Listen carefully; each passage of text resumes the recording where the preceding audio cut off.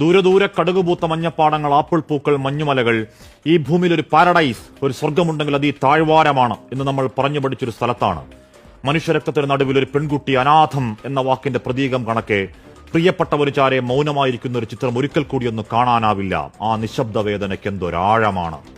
ആ കൈകളിൽ കിടക്കുന്ന ചുവന്ന കുപ്പിവളകൾ മിണ്ടാതെ പറയുന്നുണ്ട്, 6 നാൾ മാത്രം നീണ്ടൊരു മധുവിധ മധുരം.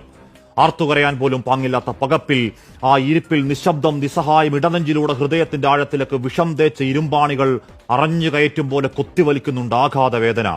ഈ രാജ്യത്തിന്റെ കൊക്കിന് ജീവനുള്ള കാലത്തോളം മറക്കാവതാണോ?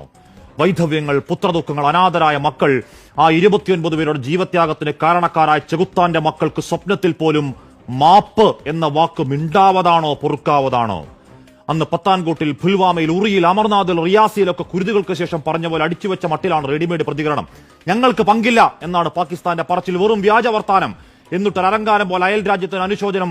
ആർക്ക് വേണമടോ കൊണ്ടുപോയി പുഴുങ്ങി തിന്ന്. നിങ്ങളുടെ ആത്മാർത്ഥതയില്ലാത്ത വെറും വാക്ക് മിസ്റ്റർ ഷഹബാസ് ഷരീഫ് അഥവാ രാജ്യത്തിന്റെ പ്രധാനമന്ത്രി. സൈന്യത്തോട് നേർക്കുനേർ നിൽക്കാൻ ധൈര്യമില്ലാത്ത പേടിത്തൂറികൾ, തോക്കെടുത്ത് നിരായുധരായ സാധാരണക്കാരെ കൊന്നൊടുക്കിയതിന്റെ സൂത്രധാരൻ സൈഫുള്ള കസൂരി ഹാഫിസ് സയ്യിദിന്റെ വലം കൈയാണെങ്കിൽ, ഇന്ത്യ വിരോധം കൊണ്ട് പിഴച്ചു പൊളിച്ച പാക് പട്ടാളത്തിന്റെ തലച്ചോറാണെങ്കിൽ, ISIയുടെ സാമന്തനാണെങ്കിൽ, ഞങ്ങൾക്ക് പങ്കില്ലെന്ന പച്ചക്കള്ളം പാകിസ്ഥാനെ പോയി പള്ളി പറ. മറന്നവരാണ് നിങ്ങൾ.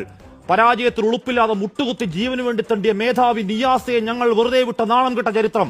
കാർഗിൽ തിരിച്ചോട്ടം, ബലാക്കോട്ടിന്റെ നീലാകാശ് നിറഞ്ഞ മിറാഷ് വിമാനങ്ങൾ, താഴെ ചാമ്പലായി ചത്തുമലച്ചു കിടന്ന ഹാഫിസ് സയ്യിദ് അടവച്ചിറക്കിയ അന്തകവിത്തുകൾ, മരണവക്താക്കളൊക്കെയും മറന്നതാണെങ്കിൽ പഠിക്കുന്നില്ലെങ്കിൽ കാത്തിരിക്കുക ആവർത്തന ചരിത്രം.